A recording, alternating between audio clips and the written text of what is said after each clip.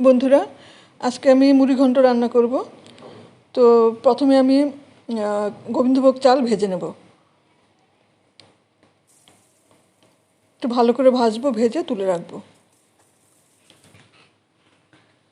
কিছুক্ষণ ভাজার পর আমি এর মধ্যে দিয়ে দিব কিছুটা কিশমিশ আর কাজু বাদাম দিয়ে খুব ভালো করে ভেজে আমি তুলে নেব।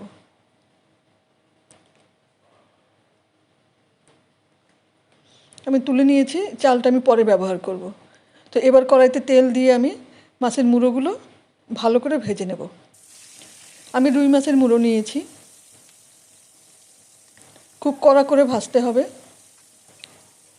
মুড়ি ঘন্টের মুড়ো কিন্তু খুব কড়া করেই ভাজতে হয়।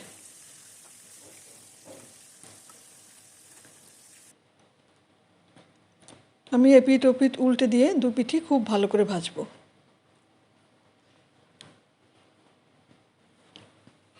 হয়ে এসছে ভাজা,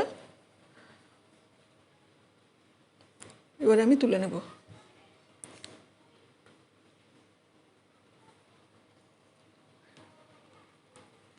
এবার কড়াইতে আরেকটু তেল দেব। তেল দিয়ে তেলটা গরম হলে আমি ফোড়নে দিয়ে দিব গোটা জিরে আর তেজপাতা।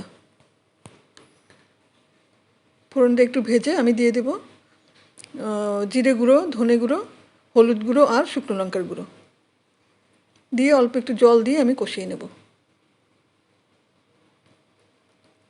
একটু আদা বাটা দেব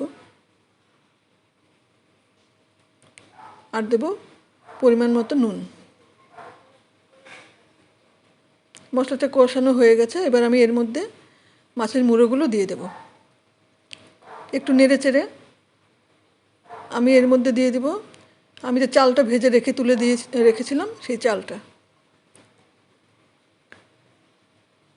এবার সব কিছু খুব ভালো করে কষিয়ে নিতে হবে, একটু সময় নিয়েই কষাবো।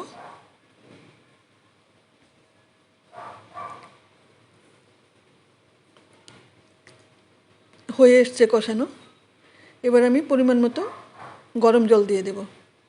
আমি 1 কাপ পরিমাণ চাল নিয়েছিলাম, তো আমি এখানে 3 কাপ জল দিলাম, তাতে হয়ে যাবে সেদ্ধ। তবে আমি বেশি গ্রেভি রাখবো না, সেই জন্য আমি 3 কাপ জল দিয়েছি। যারা গ্রেভি রাখবে বেশি তারা 4 কাপ বা 4.5 কাপ মতন জল দেবে। কিছুটা চেরা কাঁচা লঙ্কা দিয়ে দিলাম, দিয়ে কিছুক্ষণ ঢেকে রান্না করে আমি গ্যাসটা কমিয়ে দেব। হয়ে গেছে সেদ্ধ, মাছও মুড়োটাও ভালো রান্না হয়েছে। তো এবার আমি কিছুটা চিনি দিয়ে দিলাম। চিনিটা একটু মিশিয়ে নিয়ে আমি দিয়ে দেব গরম মশলা গুঁড়ো আর একটু ঘি দেব। সব কিছু দিয়ে ভালো করে নেড়ে চেড়ে আমি অন্তত 8 থেকে 10 মিনিট ঢাকা দিয়ে রেখে দেব। আমি বেশি গ্রেভি রাখবো না। হয়ে গেছে, খুব সুন্দর ঝুরঝুরে হয়ে গেছে। এবার আমি সার্ভিং বলে বেড়ে নেব।